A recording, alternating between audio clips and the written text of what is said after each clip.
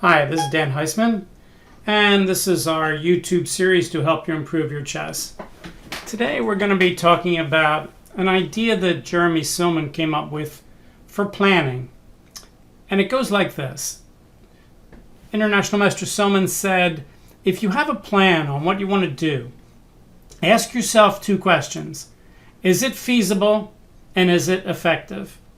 If it's feasible and it's effective, then it's a reasonable plan and you might want to consider trying it. That doesn't mean it's the best plan. It doesn't mean it's the right idea, but at least it's worth considering.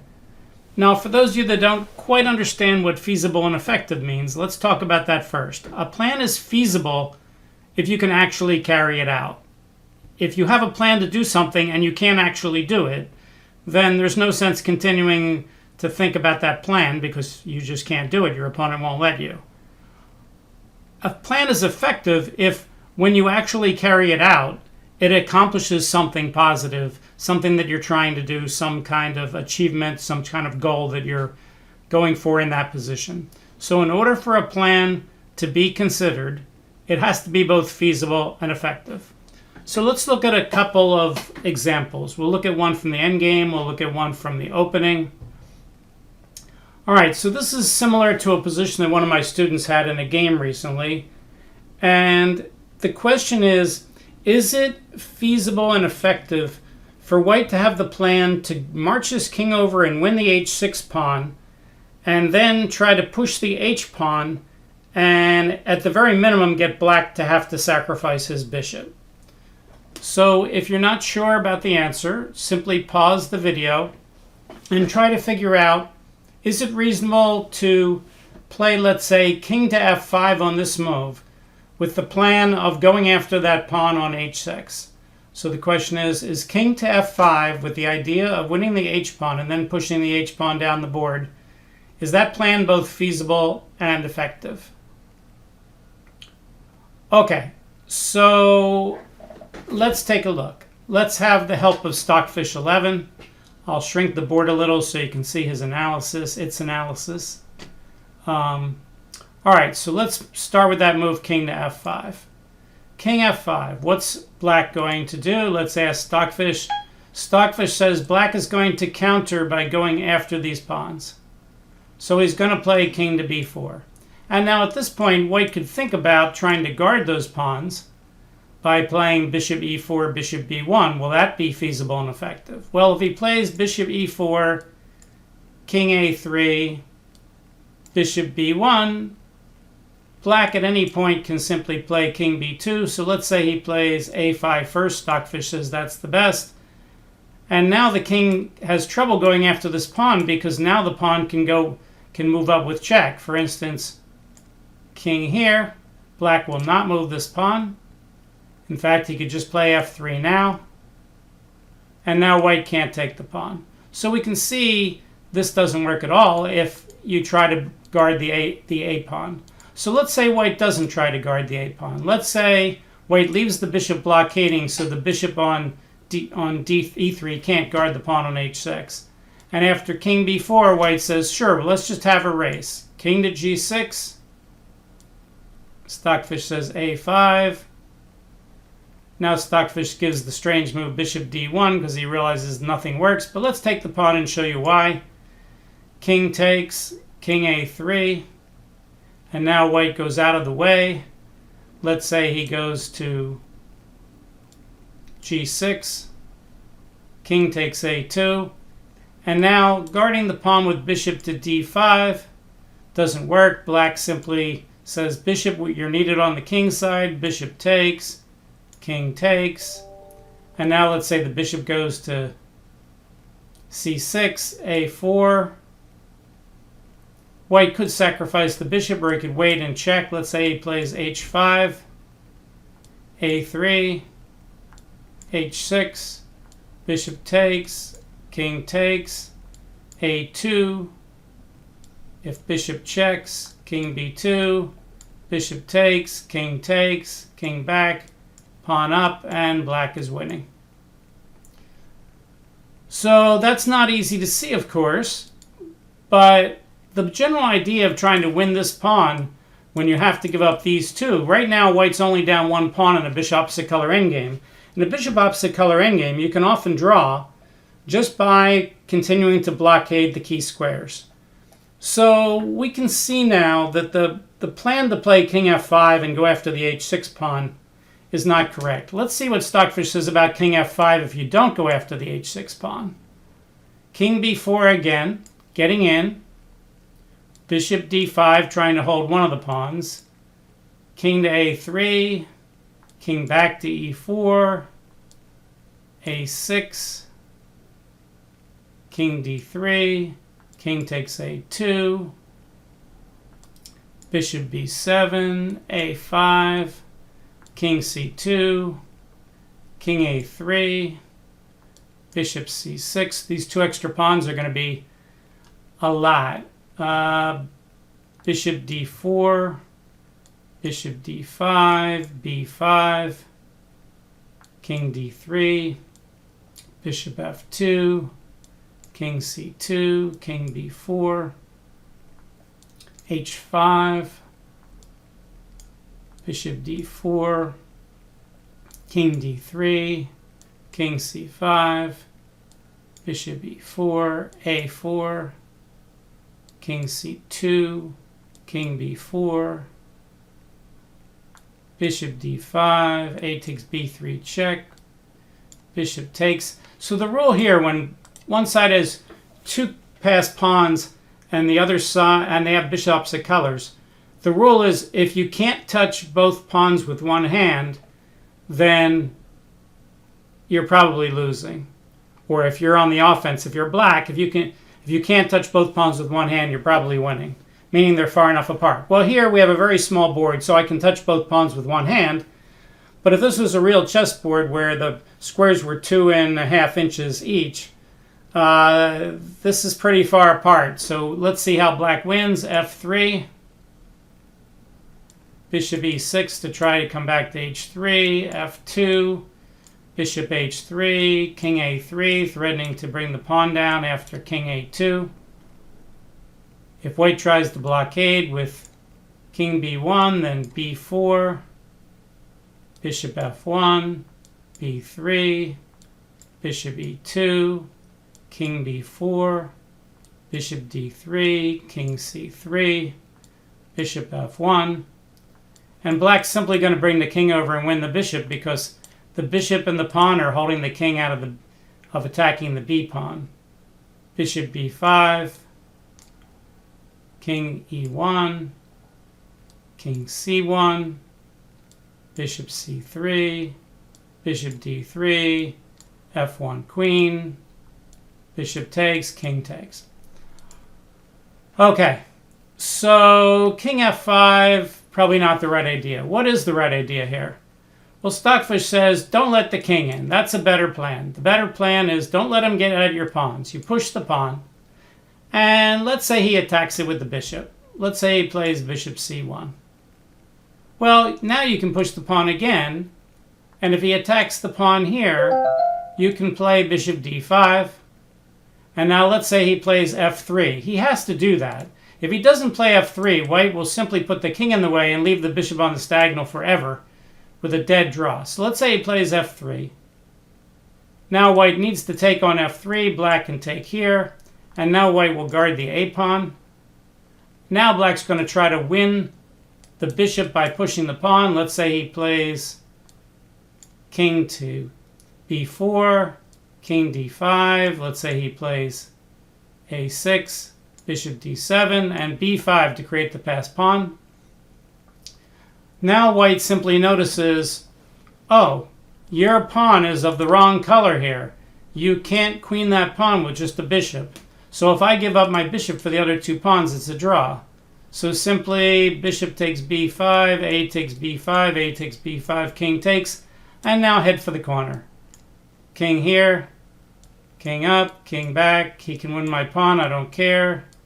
King e4, king here, king up, here, here, here, famous draw.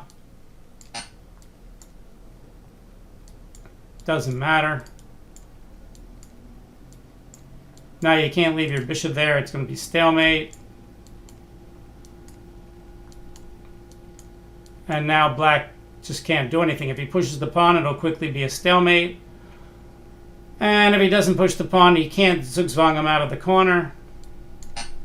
Let's say he pushes the pawn, king here. Let's say he moves his king away, so it's not a stalemate. King g2.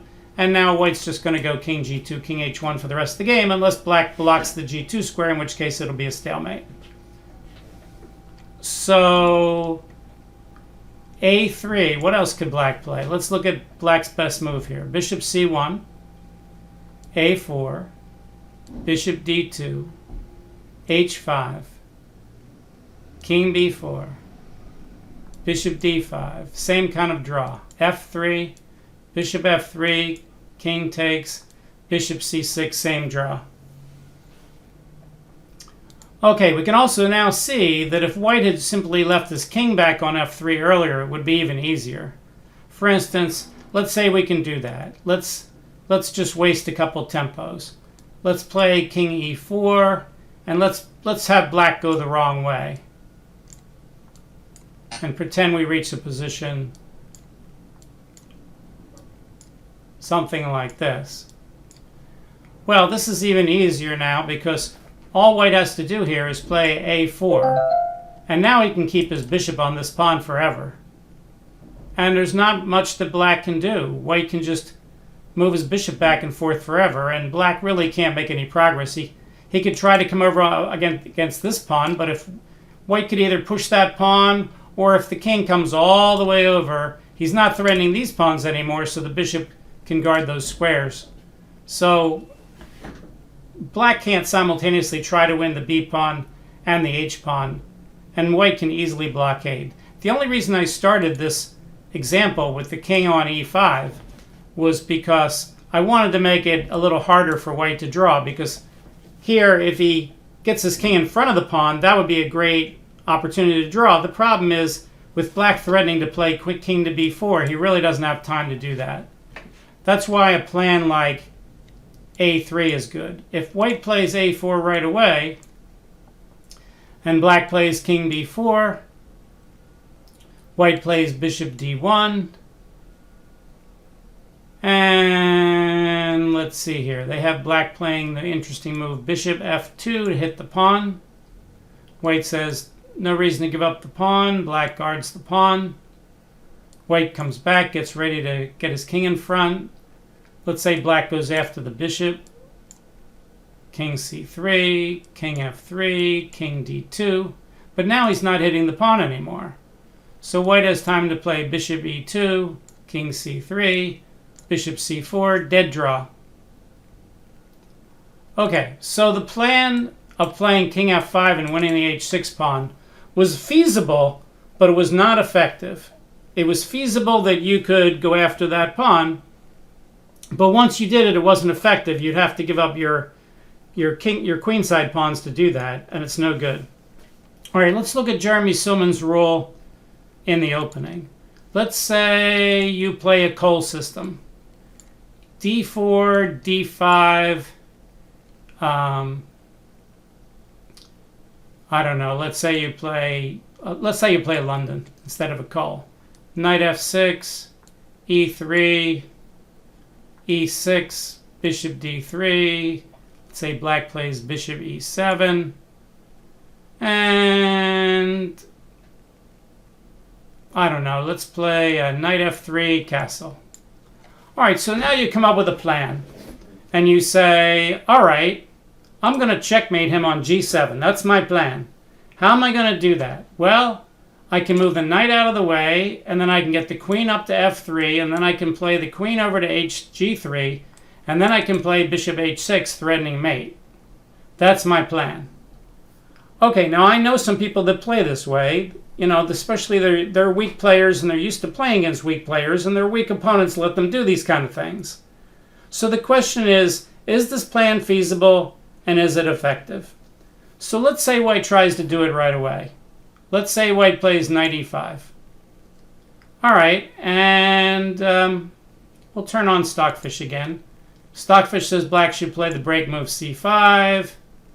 And let's say white realizes if he plays queen f3, his bishop's going to be attacked and he's going to bring it out of the attack. So let's say he knows to play c3. And black should not play c4 now and take the pressure off the center, allow bishop c2. This is a very, very common error. If you play moves like this in these kind of positions, you need to go over it with your opponents. You need to go over it with the engine. It's just a really bad idea. I've written about this kind of bad move extensively. If we ask Stockfish, what's the top 5 moves here? Stockfish, top 5 moves. Does c4 make it? It makes it. Right now, it's hanging in there at 4th, but I bet if he looks further and further ahead, he's going to hate it more and more. It's right now it's 4th. Now it's down to 5th. I wouldn't be surprised if it falls below 5th. And a lot of my students say, well, I'm winning at tempo. No, you're not winning at tempo. It takes you a tempo to attack the bishop, and it takes the bishop a tempo to save itself. Are you gaining space? Not really. You're losing the control of d4, and you're gaining a little bit of control on d3, and your pawn's a little further down the board, but in terms of extra spaces that your pieces can go to, there really aren't any. So you're not really gaining space. You're not gaining a tempo. You're not gaining space. Right now, c4 has dropped out of the top 5. It's not even in the top 5. All right, so let's say black plays knight c6. Okay, and let's say white goes after his plan. Queen f3. Okay, and now, again, we'll try to play black's, we'll play his best move here. Queen b6, and let's say white just tries to play b3. Okay, and let's give black some, some nothing moves here. Let's play bishop d7, just so we can try to get our moves in. All right, so now we're going to try to checkmate him with queen to g3. All right, well, it's black's turn, and of course, he's not going to let you checkmate him, but let's say he gives you one more move. I mean, right now, black can take this knight, which is good. He can play knight h5, which is probably not as good. Knight h5 allows pressure on h7. But a lot of people really faint here when they're playing black. Knight takes e5 is the best move. Let's say he doesn't play it and he plays c takes d4. And now let's say white says, ooh, look, I can't threaten mate on h7 because his knight's there, but I can threaten mate on g7, and if he pushes the pawn, I can play bishop takes f8. Okay, so we've gotten here, and we really shouldn't have. This plan was not feasible. Black had to let you get this far. So in terms of the feasibility issue, this plan was not feasible. But the point is, let's say we get here, and let's say it was feasible for some crazy reason. Is black now losing? And the answer is no. Well, let's look at black's best defenses. Let's say he plays knight h5, threatening the queen and guarding the mate. What can white do? Well, his queen is guarding his knight. He can't checkmate anymore. Let's say he attacks this knight, and he plays queen to g4. And now black says, oh, I'll trade knights. Knight takes. And white says, all right, I'll take your knight. And now black says, yes, but I get your bishop with check. And white says, well, maybe I'll still mate you. So he plays king d2. And black says, go ahead and try to mate me. And white says, whoops, I can't get to that square. I can't get to that square. He says, I'll attack the knight. And now the knight says, all right, I'll save myself with check. And white goes away. And now black says, thanks for the bishop also. You're not pinning me anymore. And white says, but I have a check. Spike check. Queen g4 check. King h8. Well, whoops, resigns might be good. Computer says black is ahead 13 pawns. That's probably enough. So this was an example of a plan that was both not feasible and not effective. Not feasible, not effective. Okay, let's go back to the start where we started this crazy plan by getting our knight up to e5 to get out of the way of the queen. Stockfish says that knight e5 here is at best your third best move, maybe. Well, now it's close. It's fighting, and it's a reasonable move for sure. I tell my students, don't have a better idea. Just castle here. You know, that's the normal way to play. It's true you could put the knight on e5 here, but, you know, it's better to move every piece once before you move any piece twice unless there's a tactic. So knight e5 is feasible, and you could play that move, and it's certainly not a mistake. But if you would think after that you're going to play like queen f3 and queen g3 and attack his king, that's just not very reasonable. All right, let's pick out a random position. Let's turn off stockfish. We'll bring the board back to normal size. Actually, I need to shrink the board a little, so let's do that. All right, Mr. ICC, let's make the board smaller. Okay, and let's put the board back where we can see the whole board. Line it up here with the video. Okay, so let's pick out some random game and see what the Grandmaster did. Now, when the Grandmaster does something, it's going to be pretty much feasible and effective. Well, we could also pick out a random game. Let's go to Library for Al Pearson. Okay, so let's pick out a game. Zanric Speedblade, number 21. Examine Al Pearson, %21. Okay, so here's an amateur game. Let's just pick out some position and figure out what they're trying to do. Oh, one move. Well, that won't work. All right, Al, we'll better pick out another one from here. Twala against Al. Okay, so we got a French, bishop d3, c3, castle, bishop c2, knight a3, f5, rook over, pawn takes, knight b4.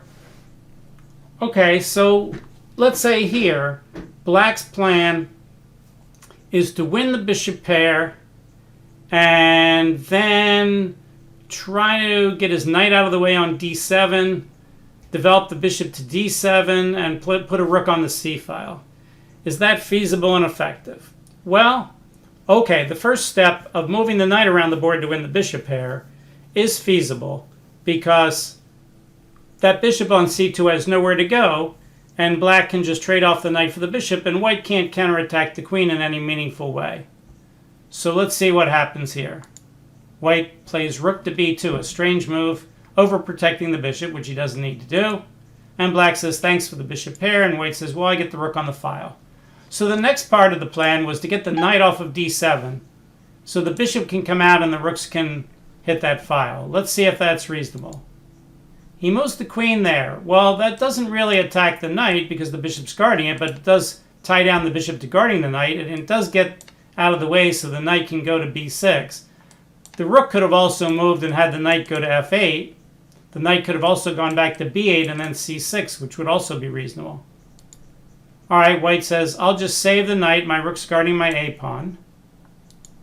And black plays b5. So his plan probably wasn't to move the knight. Now his plan is to maybe move the bishop and then put the rook in. So white says, let me hit that queen. The queen ducks back to b6, so clearly black's plan was not to put the knight on b6. White says, let me get rid of your bishop pair and play bishop g5. Is that feasible?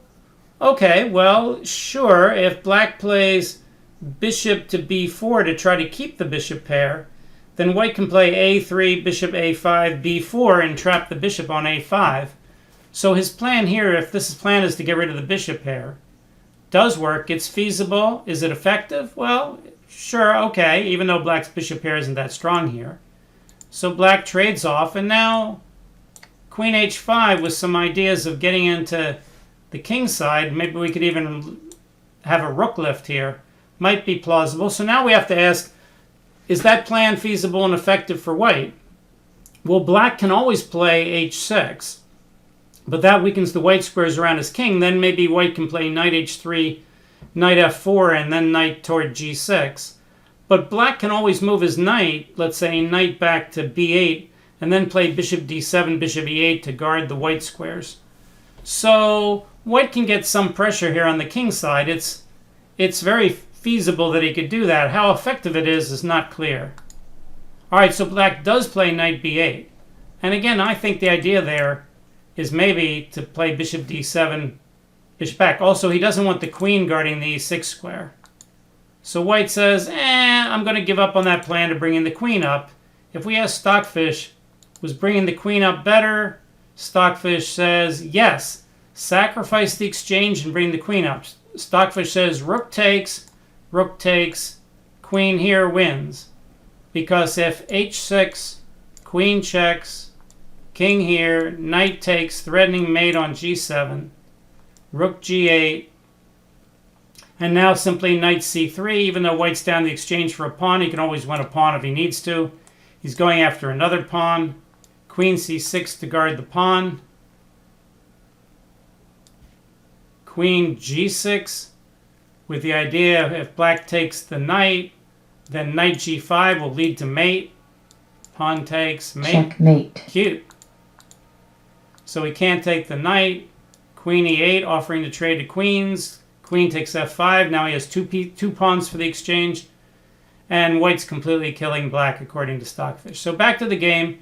So yes, sacrificing the exchange and bringing the queen up was both a feasible and effective plan. But of course, we're dealing with amateur players.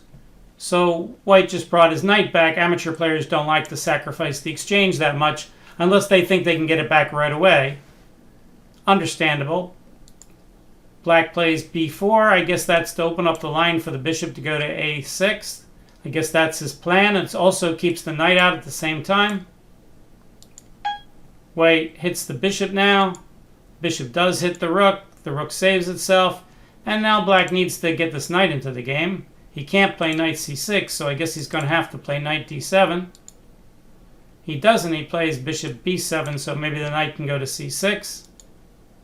Rook on the 7th rank. The knight blocks in the rook. And white says, you can take my rook. If you take my rook, his plan is to fork the queen and the rook. But if he forks the queen and the rook, he's only winning the exchange for a pawn, and he's sacrificing a rook to win the exchange for a pawn. That seems pretty strange. So if I were black here, I'd say, give me that rook. He doesn't take it. Stockfish says, take the rook, wins the game. So this is a good example of amateur thinking. The amateur says, oh no, if I take the rook, he forks me. Yes, but a better player looks at this and says, oh, I get 5, he gets 1, and then after I move my queen, he gets 2. So I end up with 5 against 3. I'm just using Reinfeld numbers. And, I'm winning the game. I'm basically up a knight. So here, black could just take the rook and be up a knight, and instead he guards the pawn. But now, white can save the rook by playing rook to d7, which he does. And now he has a safe spot to go to d6, and black's completely blown it here. Black's game is okay, but he had a chance to win the game right there. All right, well, we don't want to go much further. We've looked at our video today of International Master Jeremy Silman saying, in order for a plan to be one that you should strongly consider, it has to be feasible, meaning it has to be able to be accomplished, and it has to be effective, meaning after it's accomplished, it has to really do something. So it has to be feasible and effective. So that's something you always want to think about. If you have an idea what you're trying to do, it doesn't have to be a long-term plan. It could be a short-term plan. It's got to be feasible and effective. And if it's feasible and effective, that doesn't make it the best idea. That just means it's on the list. It's sort of like a candidate plan. You can have candidate plans just like you have candidate moves. And in order for a plan to be a final candidate plan, it has to be feasible and effective. So just remember that when you're playing. Is it feasible? Is it effective? Now, if you're dead lost and you're going to resign, you can try things that would be not that feasible, but they're effective. Meaning, if your opponent can stop you, but if he doesn't stop you, you can get back in the game. Well, then you're willing to take a chance because you're losing anyway. All right, hope you enjoyed the video. If you did, please hit that subscribe button and hit the like button. I think it's easier for subscribers to like a video. And we'll see you next time. Thanks. Bye.